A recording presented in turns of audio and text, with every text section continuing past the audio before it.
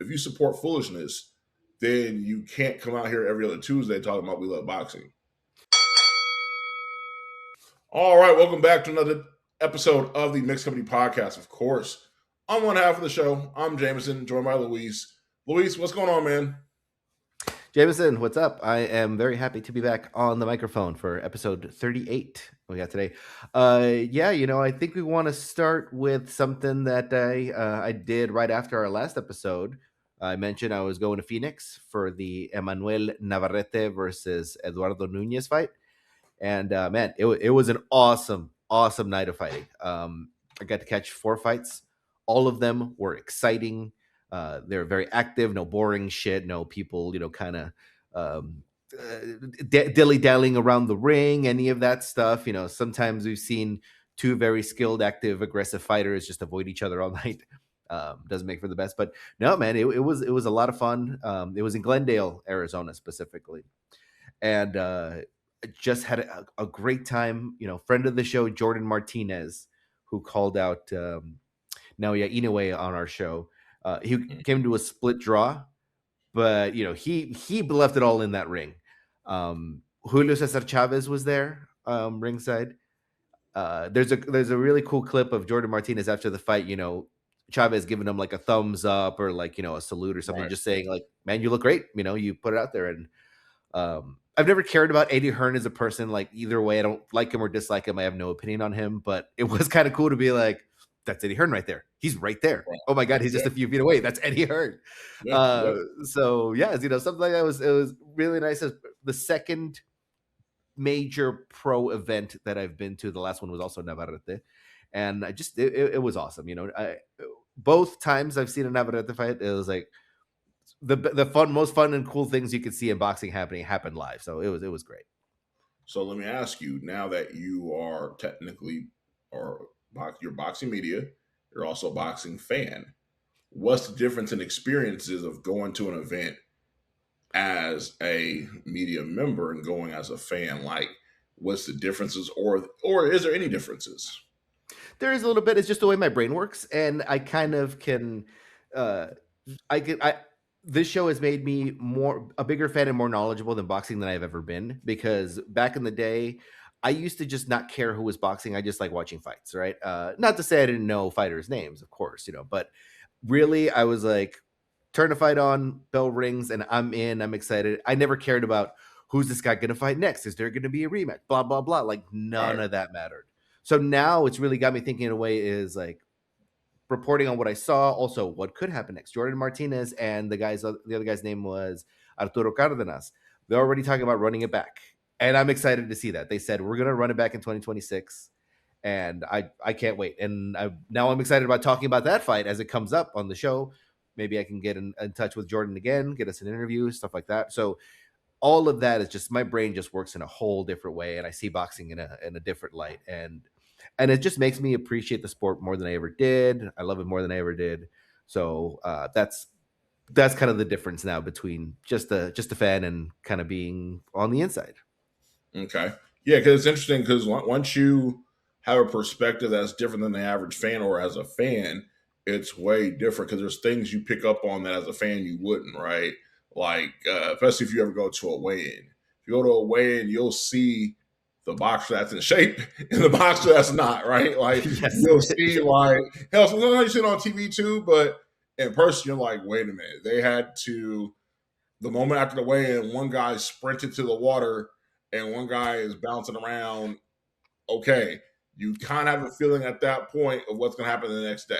You kind of get a feeling, or you see like one guy confident, one guy kind of zoned out. Like, there's a lot of things when you see at like the that Friday before a fight that you just kind of know that you wouldn't notice any other way, but since you're there and you're also looking for things, you just pick up on things naturally. So that's why I was kind of curious on if you had anything like that at the event. Sure. And there's nothing really like that stuck out to me in terms of what the fighters look like. Everybody looked great, and both before and during the fights. I will say though that I'm more excited about doing more tangential related things to fights, like press conferences, like weigh-ins. I'll put it to you this way: imagine somebody who's never seen Game of Thrones is like channel surfing, and they hit HBO, and there's like a big violent scene where a guy gets his head cut off and there's like titties and stuff, and you're like, this show's great. I don't know anything about it, but this is great. That's kind of what boxing was for me. I've never seen I've never seen Okay. American Game of Thrones. Okay. Well, there's violence and titties. Sopranos, Wire, HBO fan, like HBO Okay. era, like so. Game of Thrones. I have nothing for you on that. That's fine. That's fine. Well, yeah, if you just turned on the channel and you just saw like a bunch of, naked babes and the dudes getting, got with swords, you might be like, whatever this is, I don't know what the hell a Targaryen is, but this is cool. I'm into this. Right. I want to watch this. That's kind of what boxing was for like. It was like for me back in the day. I was like, fight night, this guy and that guy, this lady and that lady. Who cares who the next fight is? Who cares, what fight they're trying to make after this? It never really was never really like that for me. But yeah, thanks. Honestly, really, thanks to this show more than anything. I just see it in a whole new light, and I just want to go to more live events and talk to more fighters, and just get to know what it's like, what that life is like. Because I've done the sparring and I've been very bad at it, so I have no even the faintest idea of what it would really take to do this for a living, and it's just fascinating to me. So, yeah. Okay. But yeah, just a couple more things on that night. Let's see. I get to see Emiliano Vargas, Fernando Vargas' son. One of our guests, Gail Falkenthal, she said he could be the next big thing, could be an Oscar De La Hoya 2.0. Kid looked great in the ring. He got a, let's see. It was the last round. The bell was just about to ring, and the referee stopped it. So his opponent was Agustin Quintana. That kid's face was fucked up, man. It was bad. It was real bad. To the point where the ref didn't even let the final round start. And Agustin, he protested. He did the thing where the fighter was like, "What the hell?" He got up. He was like, "No, I can keep going." How about this? Even if he really, really could have made it another round, I still wouldn't have said that's a bad stoppage. I mean, yes, I understand that people's faces don't really indicate, how they how the fight is turning out. But man, he looked bad. This Quintana guy looked real bad. And Emilio Vargas looked fresh as a daisy. He was, he looked like Shakur Stevenson after the Teofimo fight. So man, and that's all right. So it's funny you mentioned that. When the guys that are coming up, like the guys that are supposed to be the guys, they make it look like that. That's how it's supposed to look. So whenever I hear someone mention like, "Hey, such as a bright future," or such as next, there's certain performances that it's supposed to look like, right? You're not supposed to struggle. If they're the chosen one, they say, "Hey, this guy's about to be the next blah, blah, blah." I almost expect a shutout when you're coming up. That's how I look at it. So when I hear that about Fernando's son, that's a good sign because, hey, man, boxing is very cut and dry. Yes, styles do make fight, but when you're coming up, if you're elite as a young fighter, you're supposed to dominate other guys up until you get a title shot. That's basically how it goes. And then a title shot, depending on who's holding that title, it's different because it's a lot going on. Normally you're facing a veteran guy, so it's a little bit different. But up until the ranks, we expect dominating performance. So that's great to hear. That's actually a very good point. Yeah, I mean, not to say to do the thing that boxing fans do is like, well, you fight nobodies, but you do fight younger fighters, and you have to show that you can make it to that next level. And if you're struggling to get your name out there because you're not dominating, not just winning, but dominating, stoppages, great performances, yeah, that hype is going to dissipate unless you have, I don't know, a shit ton of followers on TikTok and YouTube or whatever, and that's what right. that's when you can ride the wave you can ride. But no, I mean, I've seen Vargas fight before, and he always looked good. He always looked on top of his game.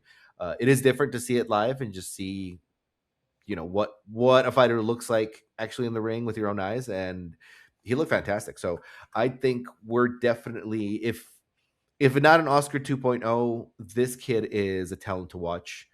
And I think honestly too, even though he deserves it, it's going to be a thing where, his dad is a name and they're always going to try to push that. So no matter what, we're going to hear more from him. Right. So, and he's from here, right? He's from the States, right? He's Mexican American. Yes. Yeah. Okay. So that, yeah. But no, I mean, here's the thing. It's interesting because we talked about this last show. where we kind of don't know who the next young guy is that's going to be the guy that take over for a decade. We don't know that yet. That's kind of it's there for the taking in a couple of ethnicities if you want to go that far. Like it's kind of there. Like that spot. I mean, we had Canelo. Canelo's been a big name for 15 years. He's been either on headlining a card or co-headlining a card for over 15 years now, and that runs just about over. We had a combination of Floyd, Tank, and Crawford for the betterment of the last 15, 20 years. That's, that's about over. Now we have Shakur. I don't know. Shakur's boxing style will never be an issue, right? As a boxer, he's supreme. I would never talk bad about his skill. Like, it's superb. The selling and anticipation of a big fight weekend, that I don't know how that goes with him. It's a good start. Last fight, I don't know if that happens for every Shakur fight. It'll be interesting to see, but I think in a lot of, especially in our ethnicities, I think the door is kind of wide open for that next megastar. I think it is. Absolutely, I agreed. Yeah, it'll be interesting to see. Like you said, Emiliano Vargas. I looked it up. He was born in Oxnard. He's from California. So that's for Fernando. Okay, that makes sense. That makes sense. Yeah, so we're kind of seeing like where his fame and popularity is with a lot of Mexican fighters like from Mexico. We've talked about this on the show a bunch. That popularity and how it translates, and we've said before that Oscar De La Hoya was a huge star, but got a lot of hate for not being authentic enough, not being Mexican enough, not speaking Spanish, all that stuff. So ironically, the two names you just mentioned, it was Fernando before their fight said Oscar was not a real Mexican.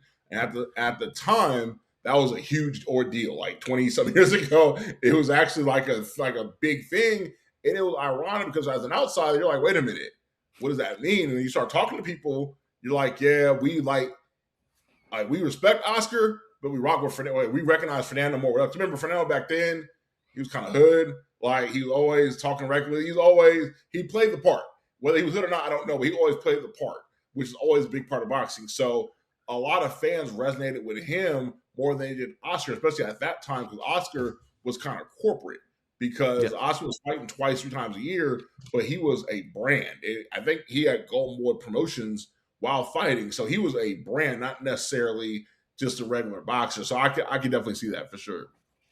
Sure, and if I remember correctly, Oscar's image was more of like a little preppy boy. He wore golf shirts, pink golf shirts, and that thing was that is prime for sort of like macho festive stuff. And yeah. So he's from La Colonia. He's you said hood. He's from the ghetto. Kind of. Grew up like that, and that is a very different thing. Like I would never say like I'm not from the streets. I'm not a Mexican from the streets. I don't talk about people's upbringing, and that's not for me. That's not for me to go into. That's not my thing. Yeah, so I think at the end of the day, that goes a long way because somebody from the hood that works their way up and makes it as a fighter and as a star, that means they really, really worked their way out of an impossible situation that was, for a lot of people. So it's funny you mentioned that. Like, it's obviously we still have people in poverty and people come from rough situations, but we don't have, like, back in the day, that's all we had. Like, boxers didn't come from 3-car garages. They didn't, right? We didn't have boxers coming from suburbs and we didn't have guys coming from great situations at all. Nowadays, it's a little bit different because there's a lot more other options for guys who have come up in bad situations. And also this number of the pool of boxers is way shorter than it's probably ever been before.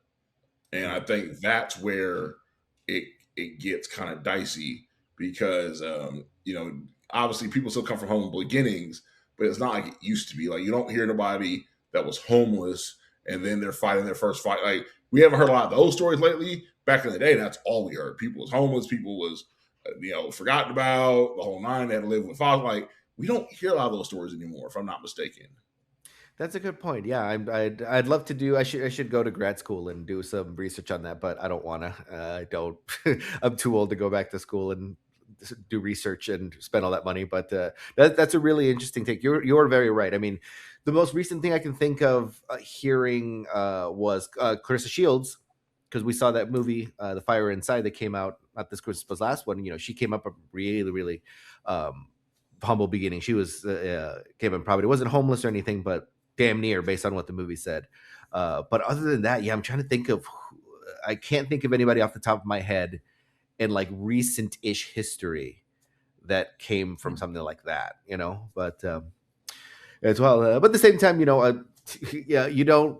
I don't know how someone like the main event at that event, Navarrete versus Nunez. You know, they're from small towns in Mexico. Like, I don't know what those places are Right. like. So it could be that they came from that type of situation.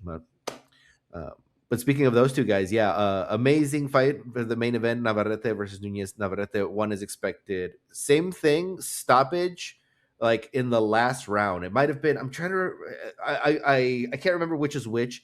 I believe that the fight was stopped in the penultimate round, Okay. before it ended, and then Hmm. for the guy, the Quintana guy, the fought Vargas, like they didn't even let the final round begin. So, Got it. but Got it. same thing. Nunez got fucked up. His face looked terrible.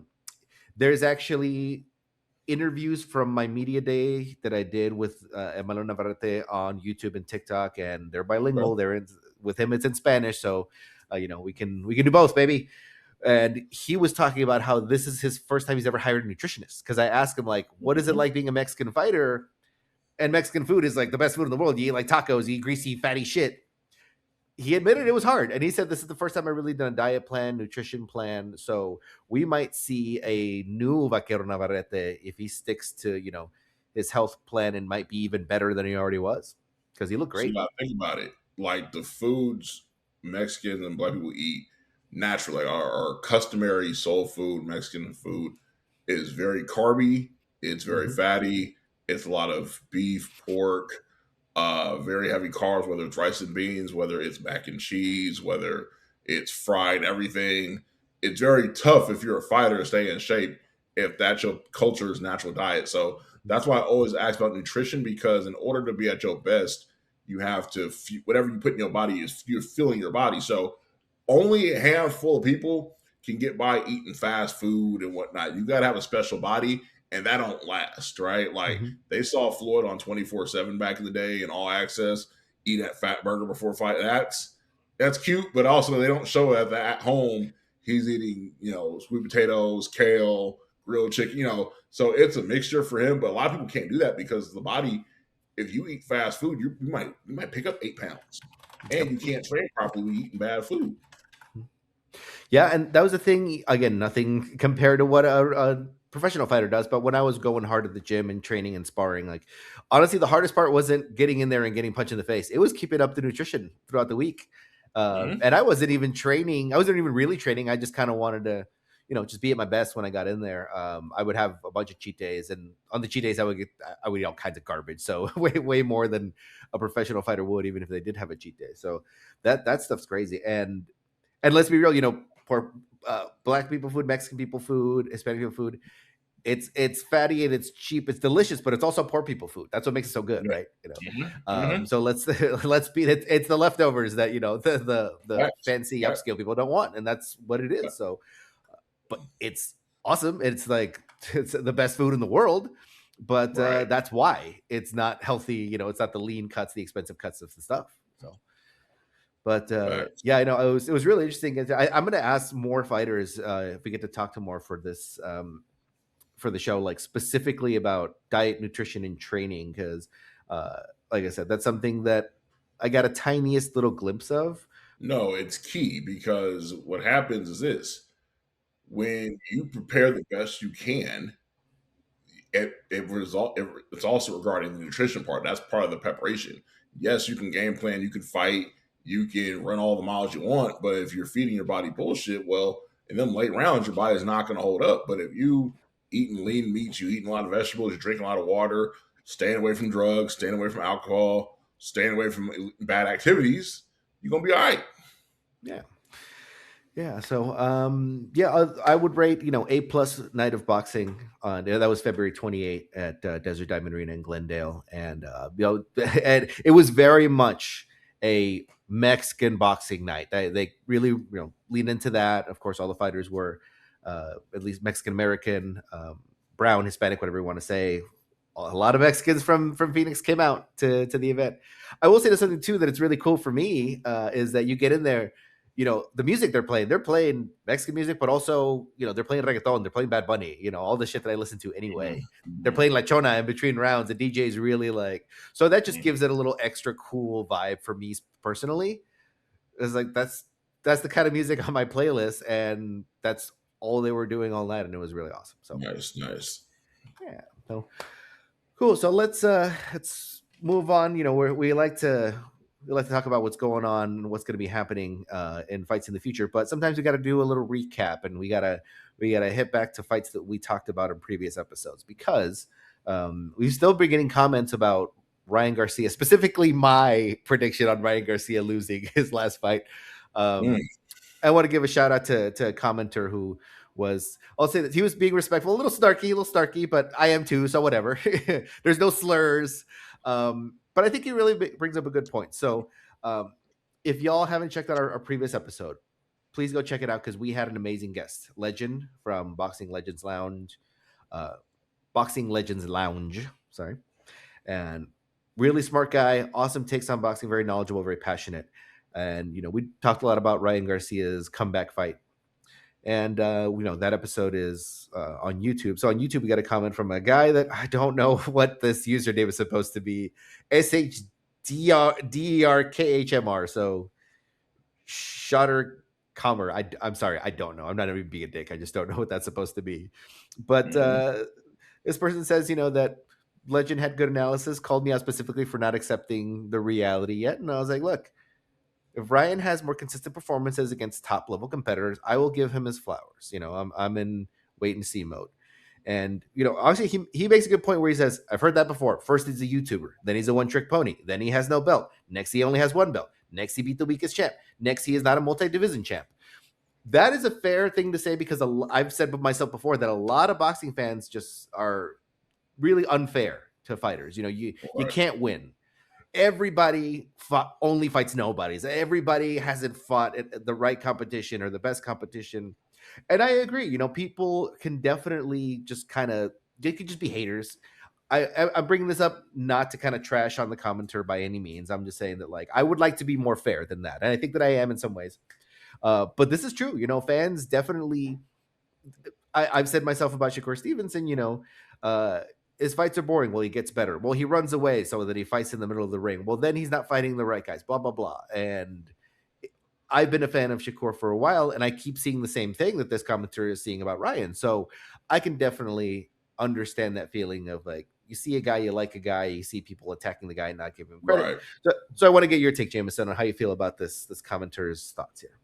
Well, so here's the thing. We all have our favorites, right? So if we have a favorite and we notice someone is differing and we feel strongly about our opinion, we're going to let someone have it, right? We're going to be petty to an extent. With that being said, Ryan still has a little bit ways to go. He won a good fight. At the same time, there's a reason why that was a career-saving fight. It's a reason why, right? We saw the previous fights with him. We saw the last couple outings have been either shenanigans filled or very low vibrations with the performances. So at one time, it's always fun to laugh at somebody that's wrong.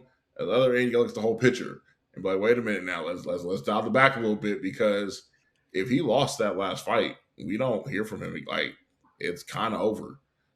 So I don't like to no one bats 1,000. No one's going to be correct in their predictions. We all miss here and there. I'll do you one better. There's been fights that we've all been way off on for whatever reason, whether we like somebody or we don't like somebody. We didn't see certain things. Most people had Spence beating Crawford. We can, let's be honest about it. Let's go back a couple years ago. A lot of people had Spence beating Crawford or it being a closer fight. People are going to lie about it now. Hell, people had Canelo beating Crawford as an actual boxing, not that that'd be a funny decision, but actual beating. So we can all play money. Everybody, no one's perfect. However, betting on Ryan Garcia at that time was a dangerous proposition because you didn't know what the hell to expect.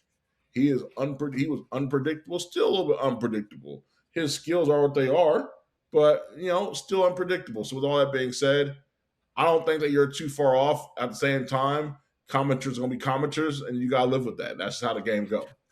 Sure, yeah, and I want to make it clear. Like, I feel very lucky that we have a commenter being, very I guess thoughtful in the way he responds, because you see that other shit on Instagram. People are just talking ridiculous shit, and like I wouldn't even engage or like give a shout out or anything. Like, fuck those guys. They're just saying garbage. They're saying racist shit. They're just, you say something, you can say things like, oh, I really like Ryan, or I really like Crawford, blah blah. And the first thing you'll get is like, oh, fucking casual, you don't know boxing, you know shit about boxing. Like, and I hate that so much. If you made Instagram comments illegal, I'd be perfectly happy with that, to be honest with you. It don't work that way. Yeah, I know. So no, yeah, just making it clear, we're not being, coming at this guy, or like I said, I want to talk about, because these are good points that I've made myself, that the fans can be very unfair, especially a lot of fans that are just sitting on their couch, with those Twitter fingers talking shit.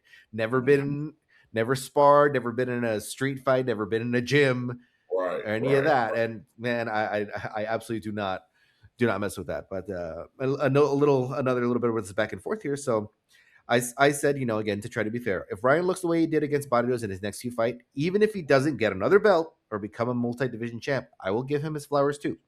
Okay.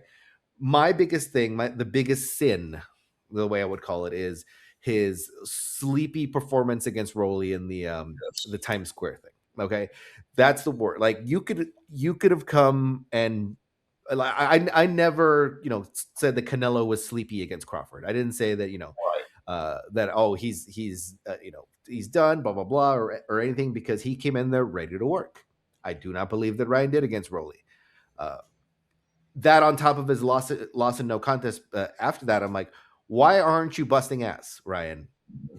And this was the first fight after his suspension, don't forget, because that was that year-long suspension. So he had to prove himself, the king is back, baby. Ryan is still here. He's still your boy. He's still gonna dominate, and he didn't do that. So why am I gonna think that he's gonna pick it up in the next fight? So, right, all that, but also think about like this too. Like, that fight gave Rolly some more time, because Rolly's another guy where he was never going to be like a headliner on a card, but it was to the point where he'd be like the third or fourth guy on a card if he loses that fight versus Ryan. Now he's in talks of fighting whoever you want to bring up because he has that victory on his belt. You know what I mean? So those things people don't realize, like, everything has a cause and effect. And like, Rolly's an okay fight. Like, Rolly is who he is, right? He's normally a stepping stone to the big fight, right? Somebody fights him to stay sharp to fight the next fight guy. That's kind of how it is at this time. However, Rolly's career is what it is, but beating Ryan's a huge thing on his resume right now. Absolutely. And that kind of goes to give credit to Ryan's fans. It's like, it's not like Rolly beat some rando nobody, Right. some boxcar Bob. He beat a big star, and he got a lot of cachet off of that. And then last thing, another comment from this person that I wanted to highlight, the last one. So fighters should be good based on their last fight, i.e. Devin looked bad against Jose once he beat, I don't know who Jose is actually, but that's fine. Once he beat Brian, he is the number one welterweight. Shakur beat the electrician from the UK, not impressed. Once beating Teo, he's on top of the world. Rolly beat Ryan, he's dangerous. Ryan beat Barrios, he needs a few more. So it's like another thing that's fair. You don't want to be hypocritical in the way that you talk about these guys, like what they're, even in the way that you say, like, well, now Devin Haney's unbeatable. Devin Haney's like the big next big guy in this division. To be fair, I did say Devin looked good. He also came back from the brink with a career-saving performance against Brian Martino. But now I want to see what happens next. Like, I want to see if he keeps up and stays at this level. So same thing for both these guys. But so there was a guy last decade by the name of Devin Alexander, right? He was a light throwing southpaw with a very bad hairline. And he at one time fought Timothy Bradley. I think it was for either belts or like number one contender. It was like an important fight. Like, it was like a big deal. And once he lost that fight, he never got, like, it was over. Like, he never got a real fight again. He was on cards, but you're never like when you don't when you're a champ and you don't like have a little run as champ, you better win your fights or else it gets ugly quick. As my good friend says, it gets late quickly. In the boxing, man, they don't. When you have the opportunity, you better show out. There, especially at certain divisions, because there's so many guys that are ready and willing to take your spot. Like I look at Devin Haney and Ryan Garcia and Rolly, all those guys. They all have good attributes, right? There's things that you look. They're not perfect. They're not like Right. elite guys, but they all have things where they can bring to the table, right? Some more than others. Like Ryan has athleticism and speed. Like Devin, on Devin's best day, he can look elite, but it just depends on what day you're getting. And Rolly's a guy that is willing to do whatever in the ring that he needs to do to make a fight. So you can appreciate all these things. With all that being said, they can't afford no losses no more. Like you lose, there's no more co-headlining, there's no more being on the flyer. You are like, oh damn, I remember him. Oh damn, he fighting kind of early. Like, those how it goes. So that's why I gotta be very careful when it comes to these guys. Like, I'm very interested to see what Haney does next. Ryan's a little bit different because he has more cachet and he can sell a building, so he's a little bit different. But I'm still interested to see what direction he goes into as well. But it's also fascinating because we have got the people overseas involved and everything going on. I don't know how it's going to affect boxing. Like, I'm very curious how all this stuff is going to happen because there's a lot of fights that need to be made. At the same time, I don't know. Like, we kind of heard like Paramount Plus is going to be involved. It's going to be. I don't know. I'm very curious to see what's going to happen going forward. Yeah, I mean, we got Paramount Plus and Zuffa being a whole thing. I chose not to talk about Zuffa today specifically because I just need to get my thoughts together on what that's going to be. But we're not going to ignore it obviously because it's a big deal in the boxing world. But I have thoughts. I like to kind of have a guide, like a couple of paragraphs, just there of what I could say. But right now, all I can say is I don't trust Dana White and he's shit. But that's all I would have. But again, I'd like to be a little bit more fair, a little bit more thoughtful than that. So, but that's kind of where I wanted this whole segment to be, is just kind of, be fair on our thoughts on Ryan and other fighters. I also don't think that one loss would absolutely derail your career. But guys like Rolly, Devin, and Ryan, they're not just coming off one loss, and they're not just coming off one, like a win, but like a sleepy win. They're just like Devin and Ryan just look like they didn't even want to be in that ring during that stupid Times Square thing. They were checked out. And that to me is sort of the biggest problem that I had with both of those guys. Not that they lost, but they just were sleepy. And Devin more so. Like, let's give Devin some a little the shitting on Devin Haney button. Give it a little push a couple more times because no, it was bad because he was coming off some things that weren't good, and in the way his dad was acting and the way they were acting, and it was just weird. Like, for a guy that was a main contender for big fights, the way he was acting and carrying on, you would feel like he didn't care or that he wasn't good. Like, he went from was it ruled a no contest with Ryan? It was officially no contest, right? Yes, and then his next fight was the Times Square thing. So you go from that to that. You looking at like, hey man, like if you don't have a performance that we care about, you kind of gonna get forgotten because we can't do anything. Like, we can't do anything with this. Like, you can't have 3 negative performances in a row in boxing and still matter. You just can't. Like, no one. I'm thinking about like this. Think of all the champs when they start falling, when they had like 2 bad fights in a row. That third one's nasty. They're not headlining the card unless there's somebody else's tune-up, but they're not headlining the card. And you can tell that something's changed. Whether their skills have slipped, whether the hunger's gone, whether the body's not the same, something is gone. And it's just not, it just ain't it. It just ain't it. And it happens very quickly at times. So anyone can have a bad fight. It can happen to anyone. Anyone can have a bad fight. Anyone can have a bad night. When you have 2 back-to-back bad nights, we got to really look at the situation because then something ain't right. Because they're like, hey, man, what's going on? A third bad night, the career's in jeopardy. you start to become a trivia question instead of a fighter, and that's not good.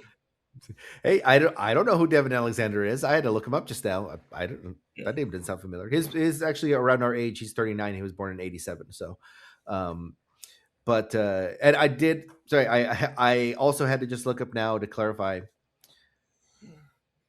The Jose that the commentator was talking about was Jose Carlos Ramirez, which is the Mm-hmm. guy that Devin Haney fought in the Times Square thing. Mm-hmm. So you know what? Honestly, I'm not even kidding. I think this says more about that fight and that event than me not knowing my shit about boxing.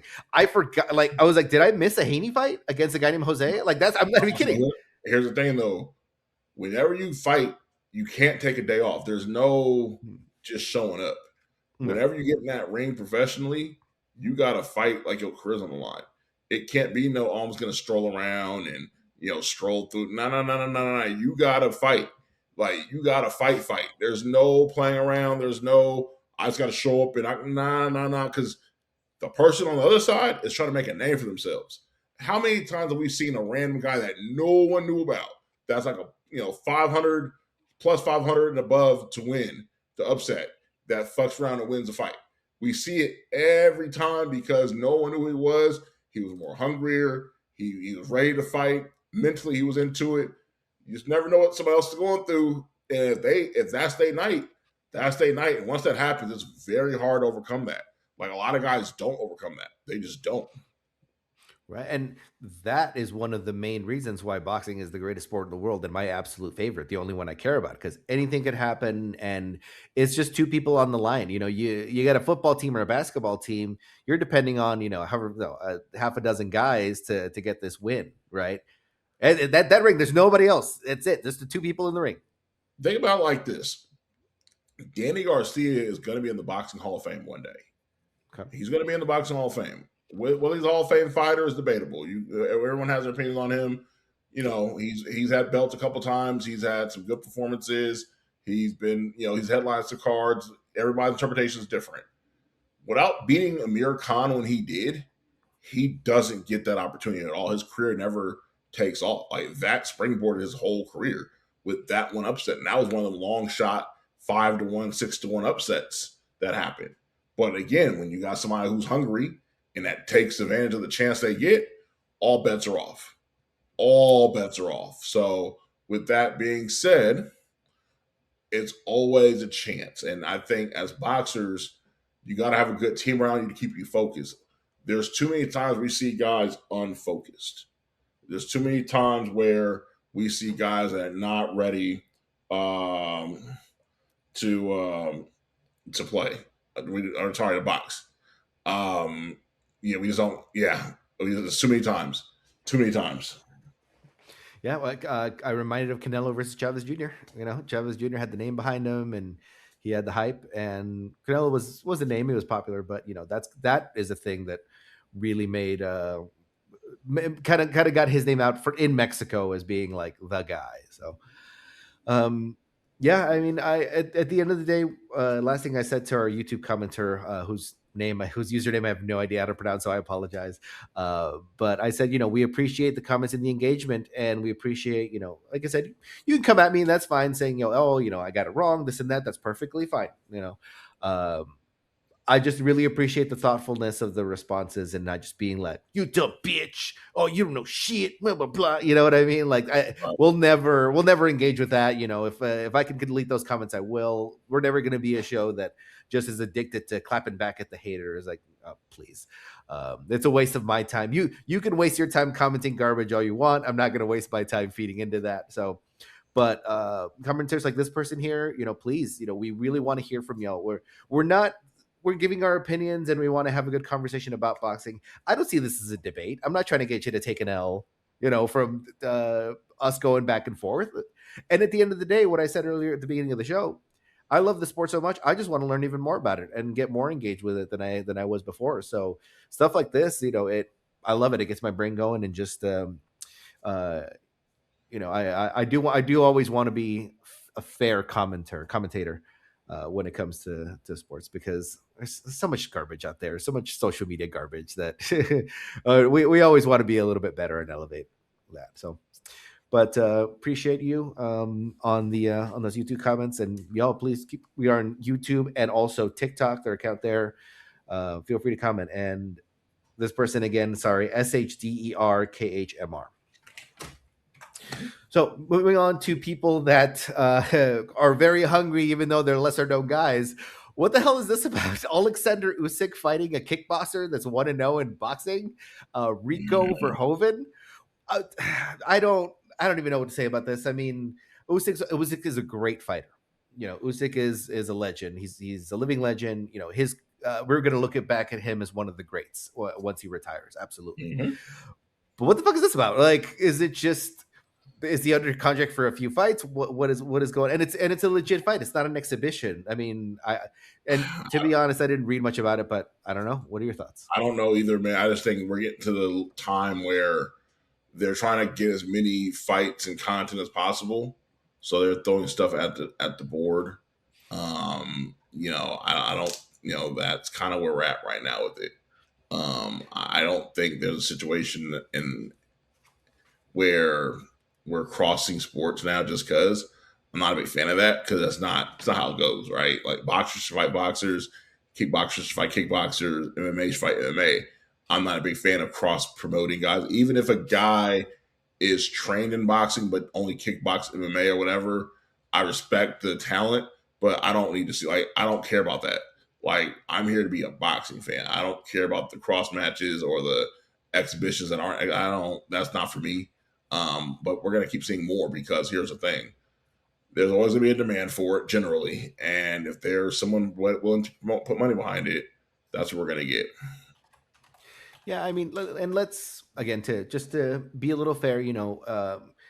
Usyk has beat the big names multiple times. So Yeah. I actually, and something that kind of gives us a little bit more weight is that I literally forgot that he fought Anthony Joshua twice and beat him twice. I could have sworn he fought him once. I know he beat Daniel Dubois twice. He beat Fury twice, obviously. But yeah, I mean, there's not a lot of names, so I can kind of see that, to try something different and just kind of try to keep it fresh. But I don't know, man. Like, Usyk's a big name. He's a star. Like, he doesn't need to do this shit. I mean, people are going to show up for him, especially him being the heavyweight champ, right? Like, I don't see him hurting for trying to make his name higher profile. Right. I don't know. But another thing here that I actually read today is that supposedly he's only has 3 more fights, including this one, before he retires. Usyk does. So he would fight the winner of Fabio Wardley versus Daniel Dubois, which would mean it's a trilogy with Dubois. Mm-hmm. And then he wants to fight Fury again. So maybe that kind of gives it a little bit more sense of like, I'm not that excited. Of course, I'm excited to see Usyk fight. Of course, I will always show up. But to then fight Dubois and Fury for a third time, maybe it is for the best to kind of get people, excited about it. I don't know. I don't see it. My biggest thing is this, though. If someone's going to pay you for it, if that's the demand, if that's what they're saying, hey, you're going to get $40 million for this, or in this economy with everything going on, I can't knock it.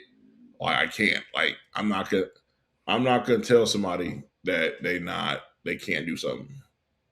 Right. And yeah, and at the very least, again, I will give credit for the fact that this is an actual fight. It's for the belts. It's not an exhibition. So the one against Rico Verhoeven, I mean.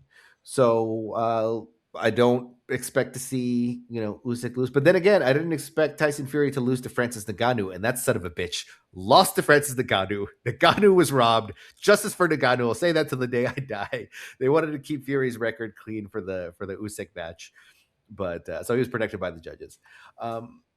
Although I would, what? Let me ask you this: between Usyk fighting a kickboxer that's 1-0 and Usyk fighting Wilder, I know we weren't too thrilled about that prospect, but which one would you have preferred? So, hold on, repeat that one more time. You got Usyk fighting a 1-0 kickboxer, and then the possibility of him fighting Deontay Wilder, which we were Wilder. I don't. Here's the thing: there's a 2.5% chance Wilder lands a lucky punch, and he wins. There's literally a very small chance that he can land his signature, bandman, whatever he call himself. punches and wins. I ain't trying. I mean, I don't like the cross promotion shit. I'm cool. I don't like the. Um, I'm not a fan of the it's this or that. I prefer, and again, keyword preference. Hmm. I prefer boxers fighting boxers Agreed. because the sport of boxing, there's a lot of tact that goes into it. There's a lot of skill set, a lot of planning that goes into it. If you're fighting a kickboxer or MMA guy, there's no science behind that. You just fighting. You just bro. Like, that's not it. And one person has a clear, distinct advantage over the other. Right? It's like you going against you have an expert versus amateur. That's not really fair to me. At least Deontay Wilder, for all his flaws, is still a former heavyweight champion and was elite at whatever his skill set was once upon a time. Usyk can't just show up. Like he Hmm. has to do some training for that. But the kickboxer, like you ain't gotta, I guess. Yeah, I mean, Wilder for you can say that he's never been, the most skilled, etc. We've said that he's never been the most skilled technical boxer, but he is a boxer. Whether he wasn't before he got into it, but he got into boxing, that doesn't matter. Like his career was that boxing for years, and he was a name. He got a lot of wins. He got a lot of and again, that third Fury fight was fucking awesome. Right. He got knocked out, but he came to work. He was not sleeping in that ring. Very exciting. Both of them got dropped. It was great. So that fight lived up to the hype, and it was because Wilder, because he really was never. People didn't kind of see him as the elite guy because he didn't have the technical skills, but he came in to put in work and he made that an amazing fight, I think. So credit to him. And yeah, I would have definitely preferred him Wilder fighting Usyk than these guys. So I don't know. I mean, Usyk's I think Usyk's legacy is secured. Like I said, he's been amazing for a long time, heavyweight and cruiserweight. He's one of the few cruiserweight champs I can name because I don't know that weight division super well. Uh, this could be like a very lackluster end to his career, but I don't think it'll really affect him. You might remember that he kind of went out with a whimper instead of a bang. The exact opposite of Bud Crawford retiring, being at the top of the game. But I don't know. I mean, are you going to tune in to see Usyk fight kickboxing guy? No, no, I don't. No. I don't do any exhibitions or things that feel like exhibitions. I don't do. Yeah. Like Okay. Yeah. I can't only because if you support foolishness, then you can't come out here every other Tuesday talking about we love boxing. That's If you true. love boxing and you love what the sport brings, then you can't support that shit and then come back here in 10 days or 2 days or whatever it might be talking about, yeah, we love boxing. Boxing should be this, this, and that. Nah, we can't support. Here's the thing. If people didn't watch and order and go to it, they wouldn't put it on. That's Like, true. and I'm not a big Jake Paul fan. I'm not. However, he has marketed this thing with him fighting and it's done him very well. And he's in promotions now, the whole nine. I'm not a fan of his. However, um, people show up. So as long as people show up and support it, it's going to keep happening. And again, I'm not for it. I personally don't think I'm not a fan. But there's people who do, and if that's what happens, they're going to keep having these fights. If people still sell out the arena, sell out the sponsorship ads, all that stuff, then we're going to keep. We're not. It's not going to be a shortage of them, especially for the older guys, the guys who are 40 and up. That's the way of keeping them kind of relevant, and also keeps them paid. Like Floyd fighting a kickboxer before he fights Manny in September. I mean, it is what it is, right? Like we kind of know that. We know for many reasons, but long story short, he's fighting a guy he feels like he can dominate in the ring. That's just all it is. That's a really good point. I mean, I did say credit for this being a real fight and not an exhibition, but if this is a big hit, then why not make more exhibitions where with fighters Don't fighting act, don't, kickboxers and don't put that out there because here's the yeah, thing: we're gonna. Also, that's the thing now. We're gonna see more. We're gonna see way more exhibitions now because also, I think that some of the UFC guys are kind of like, well, wait a minute, Francois, the guy that left UFC and did his own thing, He made 40 million bucks in 3 fights. I can't think of his first name. He's African from Cameroon, but Francois was his name. He made 40 million bucks in 3 fights. He was not seeing that money in UFC. He just wasn't. I think you're going to see more and more cross matches made just because the money's there. It's going to get made, and with boxing being the way it is, I'm very curious how things go in boxing going forward with the salaries because I understand Saudi's involved and Dana White. I understand a lot of parties involved, but the more parties involved, doesn't that mean the more people cutting pieces of pie? Don't that usually mean that more people got to get paid and more people got to get broken off and taxes and fees and sanction fees and all that stuff? So it feels like the only way to kind of combat that is to have these exhibitions. That's what it feels like to me, anyway. Well, and now that we're talking about it more and I'm thinking about it, like I said, I wasn't as down on it in the beginning, but now I'm thinking, Floyd fighting anybody, Tyson, a kickboxer, whatever. It's like a WWE wrestler, whatever. Floyd's retired. Floyd been retired for years. Usyk is still an active fighter. He has not left. Like he doesn't need to come back and make cash after a long time away being broke. So like this is kind of actually shittier than that than seeing Tyson versus Roy Jones a couple of years ago, because the man can still make fights now and still defend his title. So I don't know why. I guess I'm less of a fan the more we talk about it, and the less I'm interested in checking it out. Because at the end of the day, they're just, if this becomes popular, it'll just become a jumping off point for a lot more of this shenanigans, and that's what it is. I mean, and I don't think I'd be curious. I really want to talk to like a legit, like a diehard ride or die Usyk fan about this, who will show up. Will always show up. I'm a fan, but I wouldn't even call myself like, a fanboy. Where like I'm a Canelo fanboy. I am a Usyk fan, but somebody who is ride or die, that's his dude. And even those who watch it, like, you think this is bullshit, right? If you're an Usyk fan out there, this is kind of bullshit, right? I mean, I think so. I mean, here's the thing: like, you got to be honest with your people, right? I'm not a fan of the people you are a fan of doing bullshit. You got to call it out, whether it's warranted or not. You got to call it bullshit. You got to. If it ain't right, it ain't right. You can't support it because when you support it, it continues the bullshit. So you got to call it out. You got to like, nah, I'm not rocking with this. I'm not. And unfortunately, we're in a society where a lot of that happens. Like a lot of people rock with shit they probably shouldn't, but that doesn't stop anything. Yeah, and I would, if Canelo said he wants to fight Mike Tyson for an exhibition, I would say that's stupid. I'm not going to watch that. So I just, we don't give folks, even if you're fans, that much leeway.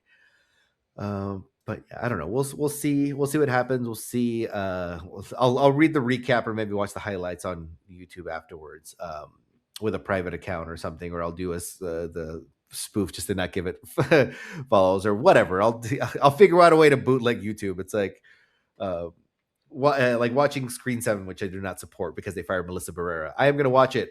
It's just going to be bootlegged. But speaking of media and pop culture, so if you're a newer listener, recent listener, we had a regular segment that we called Pop Pugilism, in which we discussed movies and TV shows about boxing. That segment has been a hiatus because we've had a bunch of guests, which is awesome. So it didn't really make sense to bring that segment in when we were spending the whole episode with a guest. I was traveling. I'm going to be traveling a bit coming up.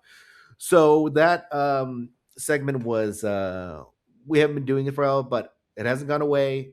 And after a little bit more traveling that I'm doing, we'll bring back movies and documentaries. But we don't want to do something different today.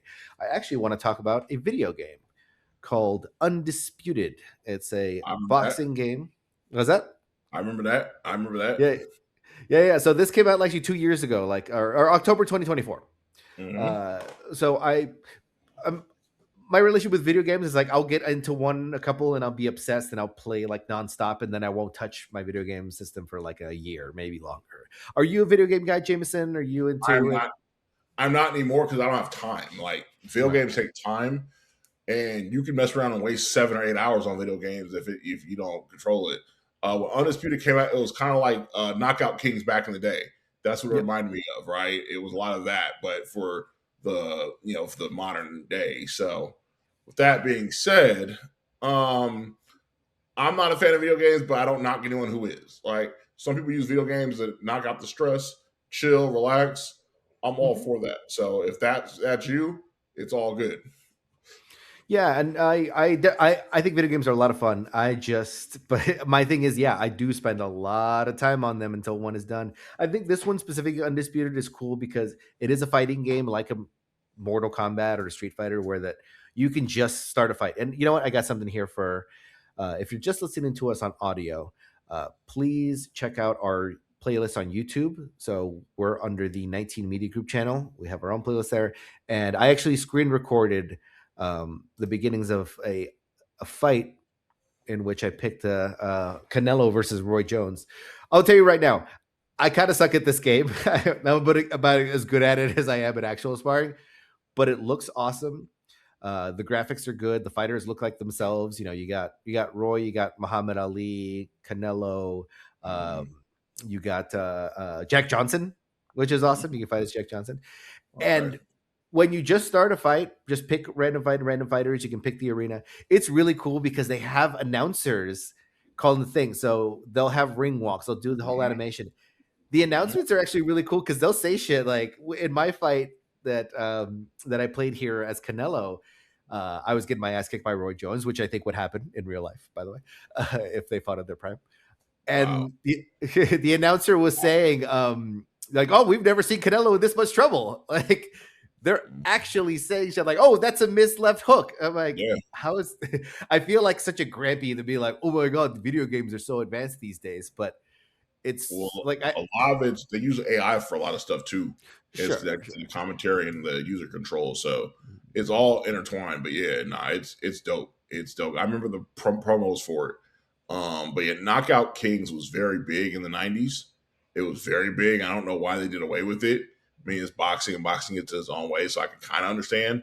But EA Sports had Knockout Kings back in the day, and it was dope. But this looks really cool. Like the graphics look really cool here.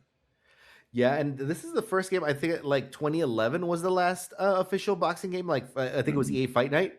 Yeah, yeah, So, yeah. and we all remember, James, we were both born in '86, so we remember Mike Tyson's Punch Out. So Hmm. I'm kind of curious as to like why these aren't as popular because I gotta tell you, even though I'm losing all the time, they're fun as shit. Well, Um, boxing is not as popular as it once was. That's the issue. that's so true. That That's the biggest thing in the '90s when they brought Knockout Kings out, and you were able to bring the old guys in with the current guys. It was really hitting, but unfortunately, with MMA coming into the fold and boxing getting its own way, like I'm gonna keep it a buck with y'all. Like I like Floyd the boxer. Like I enjoy watching him fight as the boxer. But the whole business stuff, the A side stuff, not fighting Manny until 2015 and Manny bullshitting and Manny fighting other people who should be fighting, that messed up the sport way more than people want to talk about. That you Mhm. can't have your two best guys not fight each other for 7+ years. That cannot happen. You can't have a fight of the century that's 5+ years too late. It did way more damage than anyone wants to admit because both guys are very powerful people. But that fight getting delayed for so long messed up a lot of stuff because in a perfect world, they fight multiple times. Even if the same person won multiple times, having them fight for real in their primes multiple times does wonders for the sport.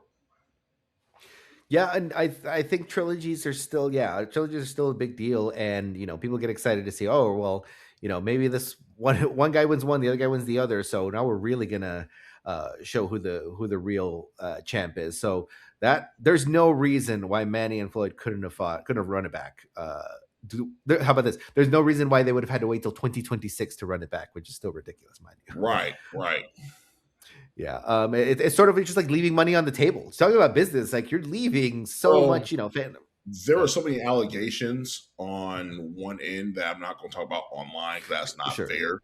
We'll talk about after the show, but there were so many rumors and allegations going on regarding PEDs and who did what and the negotiations, how much someone should get, and vice versa. Who's the A side? Who's the B side? That shit went on for so long, and also one was top rank, one was Golden Boy. Floyd Mhm. had a previous relationship with Top Rank that didn't end well. So there's all kinds of stuff that prevented this fight from happening. and that hurts the sport. Imagine if Terrence Crawford and Earl Spence never fought. We Yeah. would have never gotten to this point where Terrence Crawford's the best fighter of the last decade. We would have Right. never gotten to that point. But that would have been if Spence is like, nah, I'm cool. If Spence was like, because at that time Spence was the A side of the fight. Going into it, he was the A That's side. right. And imagine Spence is like, no, I'm cool. I'm cool. I'm cool. It happens. I'm not saying it's right, but it's just not good. And when these things keep happening, it messed up the sport. That's why I'm always in favor of fights happening.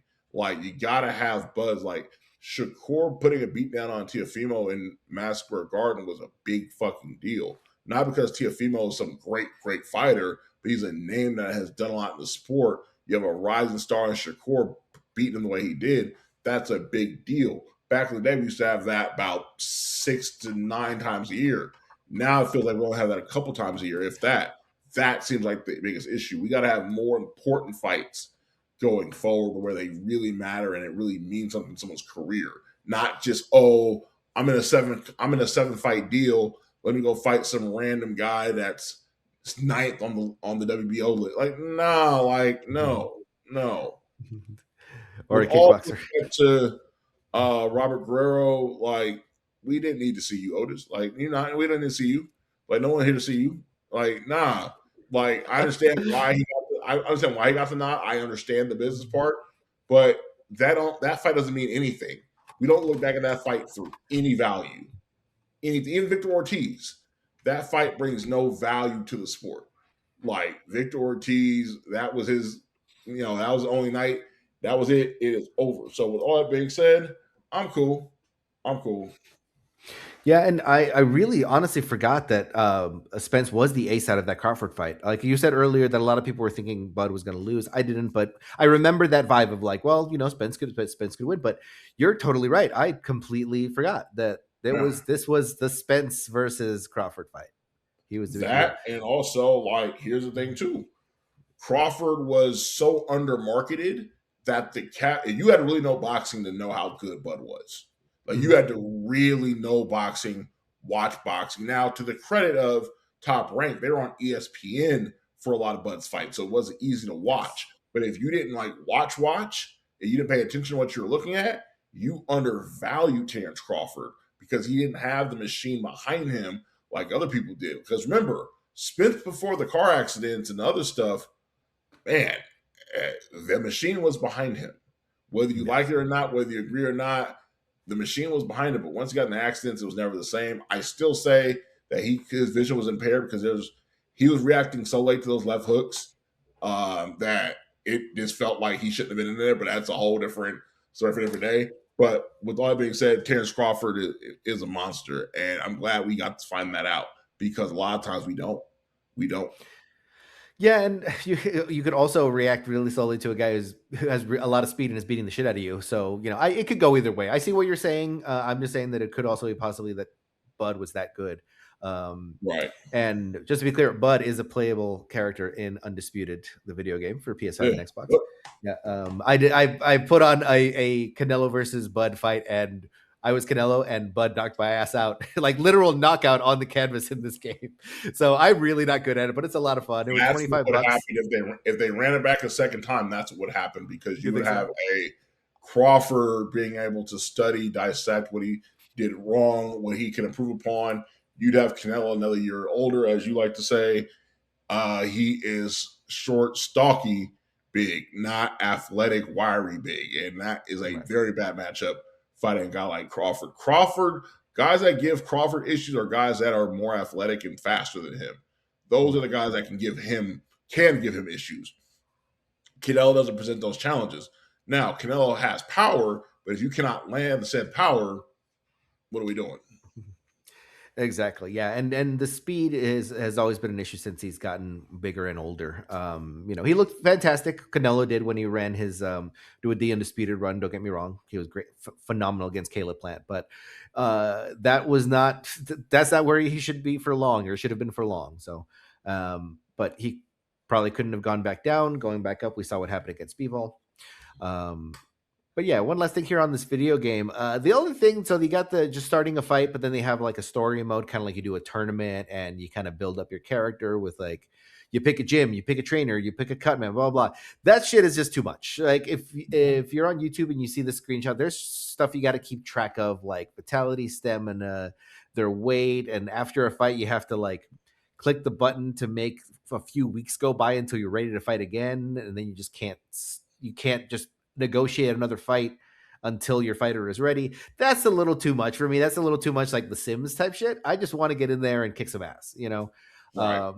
And if I can't see, I don't know, maybe we have, I'm not going to say I'm not on the spectrum at all, but this for me, you really got to be on the spectrum, I think, to like really enjoy looking at all these stats and shit and fucking around with the details in a boxing game, which that's the only thing that I wasn't too thrilled about. I'm gonna keep playing for sure, but I think I'm just gonna pick random fighters and it's really cool playing as Muhammad Ali and Jack Johnson, and they look huge in the ring. So I don't know, I'd give this a recommend, especially since it was like $25. Video games days are 60, 70.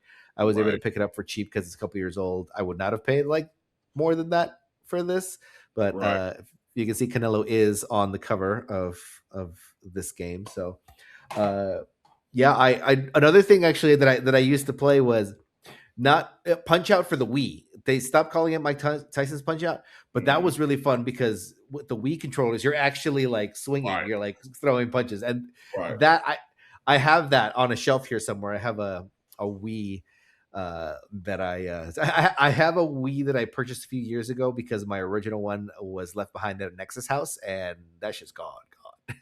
I was not getting that one back. But I kind of want to pull that off the shelf and check that out, maybe for a future Pop Pugilism. So, yeah, check out Undisputed, PS5 and Xbox and PC. And if you're a fan of fighting games, if you're a fan of the old school fighting games like Knockout Kings, I think you can have some fun with this one. I am going to be picking up the DLC so I can play as Julio Cesar Chavez. All right, well, that's what we got. That's what we got for y'all today. Jamieson, where can people find you on social media? Twitter at the Jamieson is the best spot. We'll have a fight night soon. There's a couple fights coming up in the near future, so I can't wait. Awesome. Well, you can follow our show on Instagram, Blue Sky, and TikTok. Those are at Mixed Co Podcast. Subscribe to the show on Apple, Spotify, iHeartRadio, and Amazon Music. Leave us a 5-star review. It only takes a minute, and it helps us out more than you can possibly know. Watch us on YouTube. The link is on the show notes, or you can find our playlist, as I mentioned, on the 19 Media Group channel. We have an official show email address if you have any questions for the mailbag, about boxing, fun stories about watching fights in mixed company, brand deals. If you want to hook us up, who EA or whoever the hell did this video game, hook us up. We'll give you a real, we'll take your money to do real promos. Send it all to letters@mixedcopodcast.com. And don't forget, we drop new episodes every other Thursday. So please join us again on March 26th for Mas Fuego from the boxing world. We have been the Mixed Company Podcast, a 19 Media Group production. Thank you so much for listening, and salud. Salud.